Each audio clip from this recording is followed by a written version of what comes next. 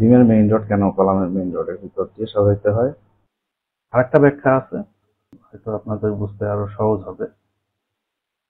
Interior কলামের প্ল্যানের উপরে সাপোজ আমি এই বিমের এই পাশের রডটা কনফাইন কলাম করে বাইরে দিয়ে দিলাম। এটা হলো কলাম, এই অংশটুকু হলো বিম। এখন এই বিমের যে পোর্শনটুকু আছে, এই পোর্শনটুকুর ভিতরে এটার কারণে কোনো সমস্যা হবে না। এখানে যে সমস্যাটা হবে সেটা হবে এই যে কর্নারের কলামের ফেসের যে অংশটুকু ফ্রি ফ্রি থাকে, এই অংশটুকুতে এই স্ট্রেস ডিস্ট্রিবিউশন যেটা অ্যাজাম্পশন করা হয়েছে, জয়েন্টটাকে ফিক্সড হিসাবে কনসিডার করা হয় এবং বিমের